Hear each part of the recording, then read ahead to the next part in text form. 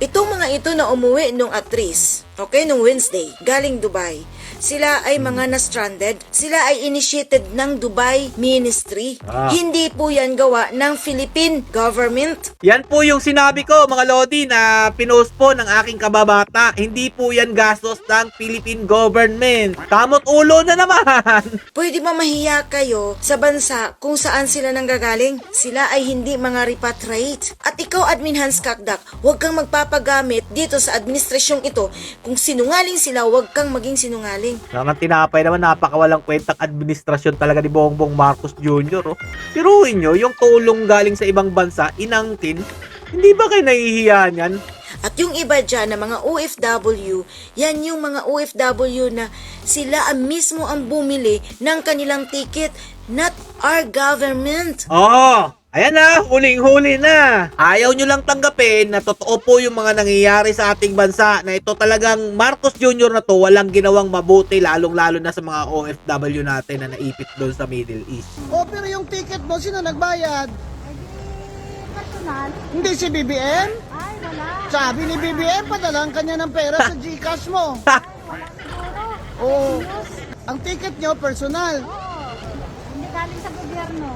Oh, sabi ni BBM sa akin, pinadala niya na sa GCash mo. Ang ticket mo. Grabe Ay, talagang budol. ikaw talaga BBM, napaka-fake news mo talaga. Punta-punta ka kasi ng New York, tumulo pa sipon mo dun.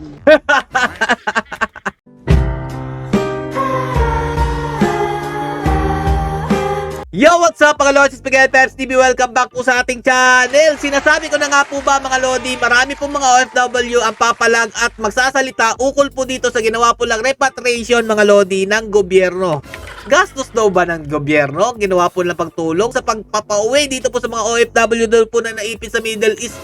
Anak ng tinapay naman. Ito na, lumalabas ng katotohanan. Oh, mga tansong talangka. Oh, mag-comment kayo. Ipagtanggol nyo pa rin itong administrasyon ni Bongbong Marcos Jr. Sila na nga po nagsasalita. Sila po ang buhay na patunay na wala po talagang ginawang tulong itong administrasyon ni Bongbong Marcos Jr. para po mailikas ang mga kawawang OFW na naipit po doon sa Middle East. Gawa po ng giyera.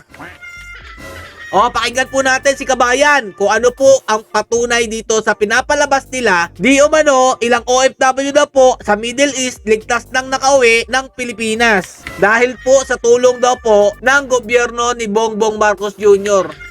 Ayan po, ayon pa kay Hans Leo Kadak, kalihim ng Department of Migrant Workers. Umabot na sa 299 repatriation umalis mula sa Dubai bandang alas 10 ng gabi noong Miyerkules, March 4. Pero ang katotohanan yan mga Lodi, ito po, pakinggan nyo mabuti ha. Tinalakay ko na to pero mas maganda po. Galing po sa ating kababayang OFW ang detalyeng ito. Sobrang nakakahiya ang ginawa nyo. Admin Hans Kakdak, kayong mga nataga-uwa, huwag kayong masyadong kasi post sila ng post ngayon Yan, na may mga nakarating na mga OFW from Dubai. Sila ay mga na-rescue nyo, natulungan nyo, naparipat nyo. Please, dinibunk na kayo ni Ma'am Sara na tatrabaho mismo sa airport. Siya na mismo ang nag-debunk sa inyo. Minisage niya kayo. Mahiya-hiya kayo. Nakakahiya, no? Kayong mga mainstream media, bago kayong magpalabas ng mga ganito, dapat inaano nyo muna. Wala ba kayong initiative na dapat isipin nyo? Ito ba ay mga repatriate? Oh, yan dapat Kaya lang, nakatanggap daw po ng maleta pati media Itong mga ito na umuwi nung aktris, nung Wednesday, galing Dubai. Sila ay mga na-stranded. Sila ay initiated ng Dubai Ministry. Hindi po yan gawa ng Philippine government. Yan po yung sinabi ko mga Lodi na pinost po ng aking kababata. Hindi po yan gastos ng Philippine government. Kamot ulo na naman. Ay, nako. Hindi po yan galing at tulong na initiated ng Philippine government. Pwede ba mahiya kayo sa bansa kung saan sila nanggagaling? Sila ay hindi mga repatriate. Hindi sila yung mga galing sa embassy na pinauwi ng Philippine Embassy, tulong ng Philippine Embassy ng Philippine government. At ikaw, Admin Hans Kakdak, huwag kang magpapagamit dito sa administrasyong ito. Kung sinungaling sila, huwag kang maging sinungaling. Oh, shoutout daw, Kakdak. Dapat maging totoo ka. Kung ano ang natutunan mo sa panahon ni PRRD, do it! Oh, yan pinangaralan ka pa. Naman tinapay naman, napakawalang kwentang administrasyon talaga ni Bongbong Marcos Jr. Piruin nyo, yung tulong galing sa ibang bansa, inangkin, hindi ba kayo nahihiya niyan? Gastos ng ibang bansa, tapos sasabihin nyo, pondo ng gobyerno, ano yun, para makulimbat ninyo? Kunyari, may ginastos kayo, paglilikas ng mga kawawa nating kababayan na naipit doon sa giyera, pero ang totoo pala niyan, hindi po sila mga OFW. Sila po ay mga tourist na ginastosan daw po ng mga opisyal doon po sa Middle East. Anak ng tinapay naman, oo, nakakahiya naman tong administrasyon mo, Marcos Jr. Now, i-correct mo ang lahat ng pagkakamali mong ito. Nakakahiya kayo sa host country na nag-initiate dito sa mga OFW na umuwi. Hindi lang yan OFW na mga passengers na yan, kundi yung iba dyan ay mga tourists na na-stranded at that time. At yung iba dyan na mga OFW, yan yung mga OFW na sila mismo ang bumili ng kanilang ticket, not our government. Oh, ayan na, huling-huli na. Hindi po gastos ng gobyerno, gastos po mismo ng OFW. Sila po mismo ang bumili ng ticket nila. Anong patunay niyan, mga Lodi, na sinasabi po nitong kababayan natin na galit dito sa Department of Migrant Workers? Dahil pinalalabas po nila na sila ang naggastos daw po para makauwi itong mga Pilipinong to. 299 daw po, mga Lodi, na mga Pilipino ang napauwi nila. Tapos may pa-banner-banner pa sila pag uwi doon. Pero ito po ang katotohanan dyan. Inalaska po ito si PBBM ni Attorney Guanzon o Representative Guanzon, mga Lodi. Panoorin nyo po, mga Lodi, ha, para kayo'y matauhan na, lalo na dyan sa mga tansong talangka na galit sa akin. Ayaw nyo lang tanggapin na totoo po yung mga nangyayari sa ating bansa, na ito talagang Marcos Jr. na to walang ginawang mabuti, lalong-lalo na sa mga OFW natin na naipit doon sa Middle East. Oh, dito na naman ha, interview na naman tayo sa isang survivor ng Dubai. Survivor? Yan, ito, kapatid, saan ka galing? Sa Dubai po. Oh, doon ka nagtrabaho? Opo. Oh, ilang years ka doon? 17 years. Oy, grabe. So, papadala ka ng pera sa pamilya? Oh. Ma'am. Oo, kayo lang man ang kapalutang nitong ekonomiya natin na ninanakaw lang nila. Pero, nakauwi ka man.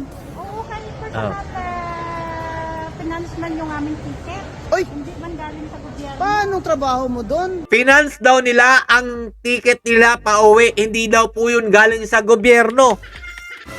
Nakatalikod po siya, mga idol, para hindi lang po siya makita dahil nahihiya po yata ang kababayan nating OFW na gumastos po ng ticket para lang makauwi. Na kiniklaim ni Marcos Jr. at ng administrasyon nito na sila daw po ang gumastos. Kakahiya talaga. Kasambahay. Lagi, pero paano na? Makabalik ka pa ba? Oo, makakabalik kasi may return ticket naman eh. Oo, payag naman yung amo, Oo, walang problema. ang employer. Oh, pero yung ticket mo, sino nagbayad? Ay, di personal. Hindi si BBM? Ay, wala. Sabi ni BBM, padalang kanya ng pera sa GCash mo. Ay, wala siguro. Oo. News. Nasaan yung iba? Be- May kasama ka pang ibang naggaling sa Oo, marami Dubai? kami, pero iba-ibang lugar naman. Pero, ang ticket nyo, personal. Oo, hindi galing sa gobyerno. Oh, sabi ni BBM sa akin, Ah. pinadala niya na sa GCash mo. News yun. Ang ticket mo. Grabe talagang Ay, budol. ikaw talaga, BBM, napaka-fake news mo talaga. Inaabangan namin sa GCash yung pambili ng ticket namin eh. Punta-punta ka kasi ng New York, tumulo pa sipon mo doon. Na-Alaska ka tuloy ni Representative Guanzon. Oh, ano na, Marcos Jr.? Ano na yung pinangako mo? Ipapadala mo daw sa GCash? Hindi yan darating, mga Lodi, pag si Marcos Jr. ang nagsalita. Lalong-lalo na pag mga OFW na maka Duterte, na alam po nitong Marcos administration na hindi po siya maikinabang dito sa pagdating ng eleksyon dahil hindi po siya ginugusto talaga ng mga OFW. Wala po kasi siyang kaamor-amor sa mga OFW. Ito na nga lang, mga Lodi, simple lang po itong gawain ng isang pangulo na tulungan po ang ating mga kawawang OFW. Initiative na lang po ba? Pero hindi niya po magawa. Sabihan ka ba naman, punta kayo sa safe place? Punta ka lang. Ito, mga Lodi, may nakita lang akong post, ha. Totoo ba to, mga idol? Si Mayor Basni Duterte daw ay nagbigay ng tulong para sa mga OFW na naipit dun po sa gitna ng gera. sa Middle East. Sabi po kasi dito sa post ni Barrios John Eric, sang-ayon ba kayo sa paghingi ng tulong ni Mayor Baste Duterte sa China upang malikas ang ating mga kababayang OFW sa Middle East dahil sa tumitinding tensyon sa pagitan ng Amerika, Israel kontra Iran? Pero may nakita po kasi tayong mga video, mga idol, kumakalat po ito. Sabi po dito, OFW sa Middle East uuwi na. Thanks for Mayor Baste. Ito po, papakita natin sa inyo. Philippine Airlines po ang ginamit na eroplano para di umano makauwi daw po ang ating mga kababayan na OFW na naipit po dyan sa gitna ng gera. Kung totoo man po ito, mga Lodi, pa-comment po nyo, pero nababasa ko po kasi yung comment section, legit daw po, mga Lodi, kung sana po ito totoo na si Mayor Baste isa po sa tumulong para makauwi po ang ating mga OFW na naipit po dyan sa gitna ng hidwaan. Ang problema lang nito, masasapawan po si Marcos Jr. Kung totoo man to. Paano yan? Ibablock na naman po nila yung video na to. O, di ba? Ito yung patunay, mga Lodi, no? Kung totoo man na lumapit si Mayor Baste sa China para po tumulong na malikas po yung mga OFW natin. Ito po ang tunay na leader. Kahit hindi po nila kaya, igagawa po sila ng paraan para lang maikasatuparan ang nararapat para po sa ating mga kababayang Pilipino. Hindi po kagaya nito ni Marcos Jr. na siya po ang kataas-taasan na leader sa ating bansa. Pero sasabihan ka lang o mag-a-advise lang po siya sa mga OFW natin na maghanap kayo ng safe place. Punta kayo sa bomb shelter. Ayun, mga Lodi, meron pong nasawing Pilipino dahil sa pagpunta po niya doon sa bomb shelter. Hindi daw po inabot, sabi ni Marcos Jr. Kawawa daw po Anak ng tinapay naman na leader to, mga idol. Hindi po karapat-dapat ng leader na ganito sa ating bansa, lalo na po ganito kagulo. Dito sa bansang ito, lalo na maraming kurakot, hindi po pwede yung ganitong leader. Dapat po talagang kamay na bakal at may tunay na malasakit sa ating mga kababayang Pilipino. Kaya na bahala, mga Lodi, ipakalat nyo po yung video na to para po masupalpal ito po si Marcos Jr. At malaman po sa buong mundo kung gaano po siya kawik na leader pagdating po sa ganitong sitwasyon. Stay safe, mga Lord, and God bless you all. Duterte pa rin, booking na kayo.